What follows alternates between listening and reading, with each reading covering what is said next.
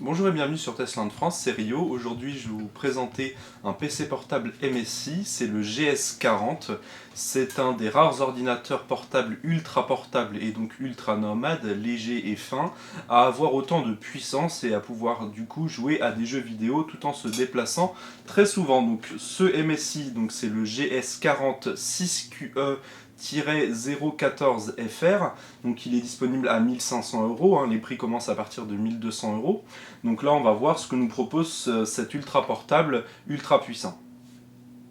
Donc on va ouvrir ici cette boîte assez sympa, donc avec du noir et du rouge, MSI Gaming Series. Et on va voir du coup ce MSI GS40. On va d'abord regarder très rapidement ce qu'il y a à l'intérieur de la boîte. Donc ici une petite protection, des manuels, des CD d'installation, plein de choses intéressantes ou non. Donc la prise d'alimentation, donc le chargeur, le transfo, assez fin mais assez gros quand même. Bon, ça c'est tout simple. Avec en plus bien sûr son petit câble pour relier à la prise secteur, donc en prise Mickey, voilà, avec une prise terre. Rien d'exceptionnel, rien de plus dans ce boîtier. À présent, on va passer directement à ce MSI GS40. Donc on est clairement sur un ordinateur portable qui va être pour jouer, pour les joueurs ou pour ceux qui vont faire des applications 3D, de la CA ou tout ça. Et l'avantage c'est qu'on a tout intégré dans un petit ordinateur de 14 pouces. Donc c'est entre un ultra portable et un PC gamer. Donc l'avantage c'est qu'on va avoir toute la puissance graphique et du processeur à l'intérieur. On va déjà faire un tour d'extérieur sur ce MSI. Donc on aura un dos totalement en métal, en aluminium, d'assez bonne qualité. Le petit logo MSI avec le logo Gaming Series vu que c'est un PC gamer. Avec du rouge bien sûr, qu'on retrouvera sur un petit liseré aussi métallique toujours ici. Voilà, alors après on aura donc la charnière qui va être assez solide à l'arrière. À l'avant on aura les sorties pour les haut-parleurs qui sont assez aigus, on le verra tout à l'heure. 3 petites LED de notification pour la recharge, le disque dur, etc. Du côté gauche, nous allons avoir une prise RJ45 Ethernet, si vous voulez pas utiliser la Wi-Fi AC de dernière génération, donc qu'il y a à l'intérieur en plus du Bluetooth 4.1. La prise d'alimentation, un port USB en 3.0, lecteur de carte SD, toujours pratique pour les appareils photo et caméra, prise micro et casque en qualité Hi-Fi donc, que vous pourrez utiliser et modifier avec un logiciel à l'intérieur.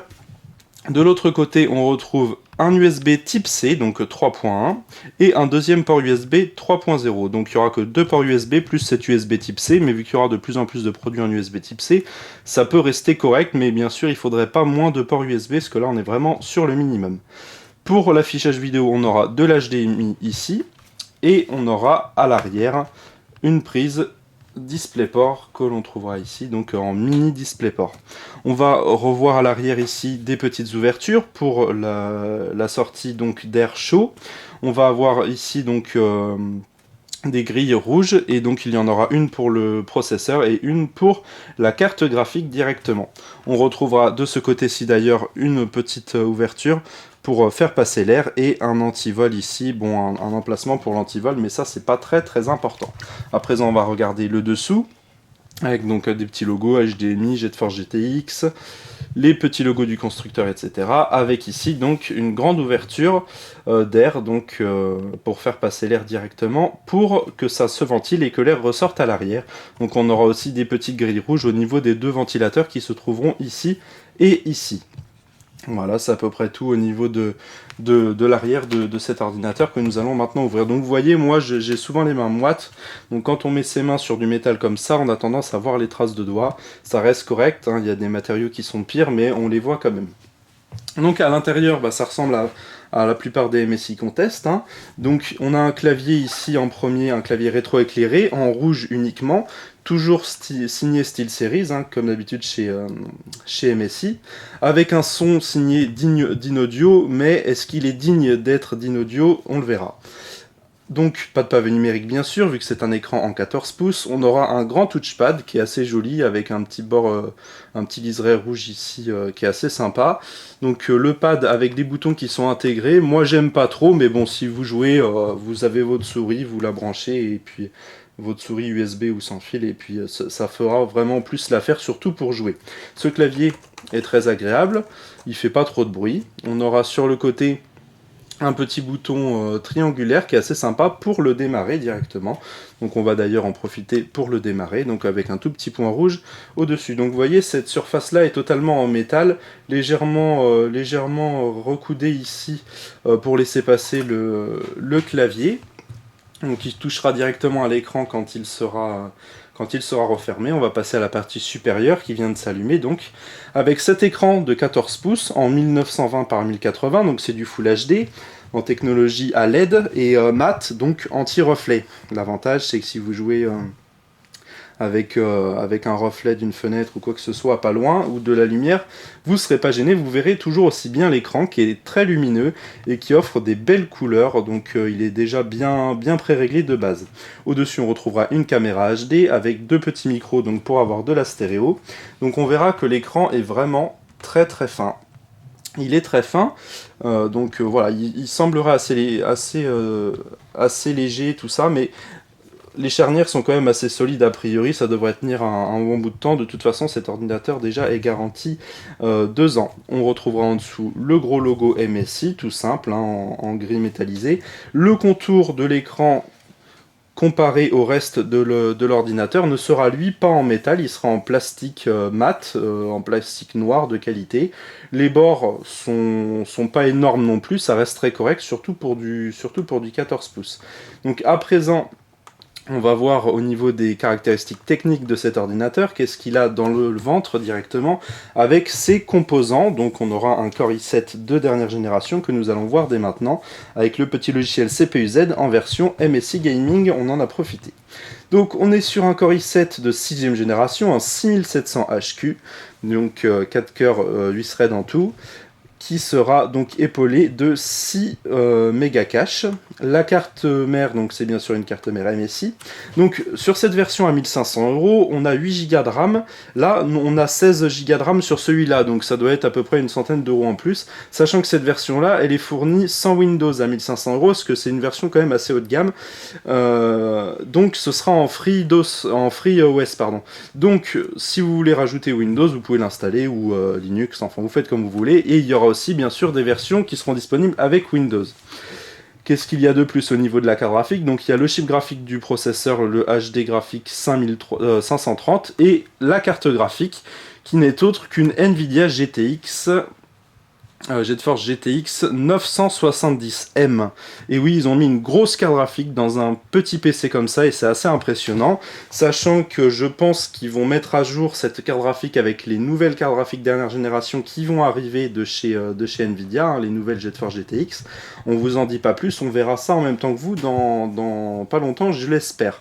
Donc, ici, une carte graphique qui est vraiment puissante, haut de gamme de chez Nvidia, pardon, qui nous permettra de jouer à des jeux en très haute résolution avec ce petit ordinateur portable ultra nomade, donc c'est vraiment très pratique. Épaulé donc au niveau du stockage, hop, d'un SSD en PCI Express, donc format M2, les petites barrettes assez longues comme ça, qui sont donc plus rapides qu'un SSD en SATA normal. Donc ici on en a un de 128 Go, alors il y a sans doute des versions en 256, vu que 128 c'est pas énorme, mais bon, si c'est pour mettre que votre système d'exploitation, ça devrait suffire, car on a bien sûr et heureusement un disque dur en plus, donc de 1 Tera, donc 1000 Go en 7200 tours minute, pour mettre vos jeux qui prennent beaucoup de place, et surtout vos données. Donc à présent, après avoir vu ça, on va lancer un jeu qui est GTA V, et on va voir ce que ça donne avec les puissances maximum et résolution Full HD. Donc à présent, on est sur GTA, on va vous montrer un petit peu ce qu'on a mis dans les paramètres directement. Donc on a mis donc bien sûr la résolution au maximum en Full HD 1920 par 1080, et on aura tout mis à fond. Donc l'écran c'est un 60 Hz de base, il n'y a pas de G-Sync sur celui-là parce qu'on a déjà vu des MSI, notamment les GT72S en G-Sync. Donc voilà, un petit peu, on a tout mis à fond, synchro vertical, qualité texture, tout ce qu'on pouvait mettre en très élevé on l'a mis, tout ce qui pouvait être mis en ultra on l'a mis. Donc voilà ce que ça donne. On n'est pas allé dans les graphismes avancés non plus, mais on a mis vraiment là tout à fond. pour voir un petit peu ce que ça donne. Alors bien sûr, quand quand l'ordinateur n'est pas branché à sa source d'alimentation, quand il est sur batterie, ça va laguer, il faudra baisser la résolution, car la résolution est sur tous les modes élevés et ultra, parce que du coup la batterie n'est pas capable de délivrer autant de puissance que sur le secteur directement. C'est ça sur presque tous les PC portables, c'est normal. Donc dès qu'on branche l'alimentation, voilà ce que ça donne. On peut jouer à fond en Full HD à GTA V, qui est un jeu qui est quand même assez gourmand, surtout quand on pousse les graphismes à fond.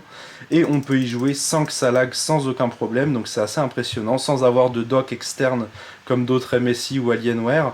On peut jouer directement avec un petit PC comme ça, portable, c'est vraiment très agréable. Voilà, à présent on va... Je ne sais pas si vous entendez, mais on entend les ventilateurs. Donc ça, c'est un fait qui est important, parce que quand on est sur un ordinateur portable gamer, là, celui-là, il est très fin, et donc il va devoir tourner plus vite, parce que les ventilateurs seront plus fins. Donc les ventilateurs tournent plus vite, et ça fait bien sûr plus de bruit. Donc il y a vraiment de la chaleur qui s'en dégage, mais le chaud est quand même... l'afflux de chaleur est quand même assez bien géré, parce qu'il ne chauffe pas tant que ça, mais... en contrepartie, il fait du bruit, vous l'entendez, le ventilateur. Donc qu'est-ce qu'on peut faire? On peut mettre un petit peu de son au niveau des haut-parleurs, même s'ils ne sont pas exceptionnels, ou alors vous mettez un micro-casque et vous entendez plus. Donc ça, c'est sûr, on peut pas tout avoir, on a un PC ultra portable. C'est pas un vrai ultra portable, mais vraiment il est très, très léger et transportable, bien plus que les gros PC gamers, tout en ayant une carte graphique quand même haut de gamme dedans. Et vous voyez, avec ce petit PC là, faire tourner des gros jeux comme ça à fond, c'est quand même assez impressionnant. Alors bien sûr, on le paye dans le prix, même si du coup pour la finesse, la compacité de l'appareil et sa puissance au final, le prix reste quand même très correct. On a un rapport qualité-prix qui est quand même là. À présent, on va tester une petite vidéo en Full HD avec aussi le son, avant de conclure sur les différents points positifs et négatifs de ce PC.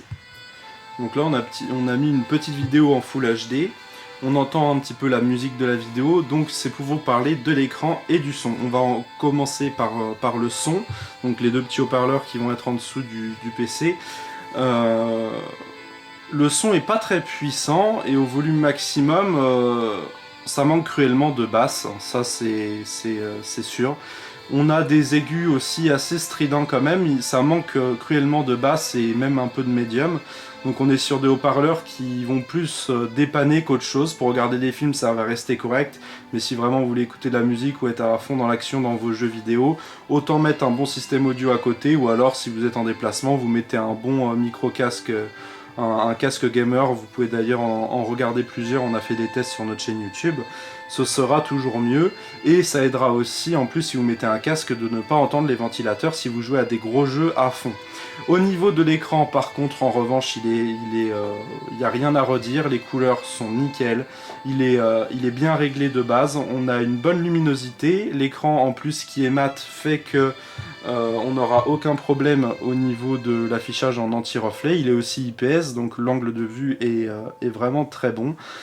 C'est du Full HD, on n'a pas du 4K, mais ça servira à rien, parce qu'un écran 14 pouces c'est amplement suffisant du Full HD. On a autant de pixels par pouce qu'un très grand écran de PC en 4K, donc ça suffira. Donc pour finir, au niveau de ses mensurations, il fait 2,28 cm d'épaisseur, donc millimètres par centimètre, oui. Donc ça fait un PC qui est assez fin quand on sait qu'il a une 970M à l'intérieur et autant de puissance. Et en tout, au niveau de son poids, il fait 1,6 kg. Donc 1,6 kg pour un PC gamer qui fait tourner, un PC portable gamer qui fait tourner pas mal de jeux à fond, et ben c'est assez impressionnant et c'est assez rare. Surtout avec la gestion de flux de chaleur comme ça qui est assez bonne, même si on entend les ventilateurs à forte puissance. Et il a même tendance, ce ventilateur, à s'allumer et s'éteindre toutes les 2-3 secondes, même quand on est seulement sur internet. Donc ça peut être un petit peu gênant, mais dans ces cas-là, il fait pas beaucoup de bruit, contrairement à quand on est en plein jeu vidéo. Donc, pour la conclusion de ce MSI, les points positifs d'abord. Il a une bonne finition, il est vraiment bien construit, on a des matériaux qui sont quand même assez nobles, avec du métal presque partout, des petits liserés rouges pour rappeler un aspect gamer. C'est très agréable, il est bien fini, il n'y a pas de problème de fabrication, et l'ensemble a l'air assez solide, même si l'écran reste très fin, les charnières aussi, je pense qu'elles vont tenir un bon bout de temps tout de même. Un des gros avantages de ce PC, c'est bien sûr la puissance graphique pour sa taille. En effet, pour un petit PC en 14 pouces qui fait 2,3 cm d'épaisseur et seulement 1,6 kg, on a une bête de course car il y a un i7 dernière génération, du SSD ultra puissant et bien sûr cette GTX 970M qui sera sans doute mise à jour avec les nouvelles cartes graphiques Nvidia GTX qui vont sortir incessamment sous peu.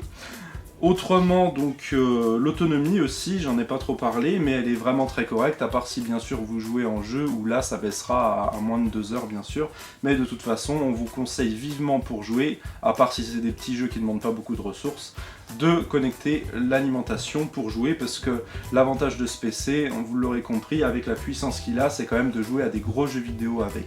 Donc si vous jouez à des petits jeux, ou même pour certains des jeux sur internet, tout ça, ça sert à rien de prendre un PC aussi puissant que ça. Donc voilà, l'écran aussi qui est très lumineux, de très bonne qualité, qui est très très agréable, vous pouvez regarder des films, jouer à des jeux sans problème de lumière qui se mettrait sur l'écran grâce à cet anti-reflet d'écran mat.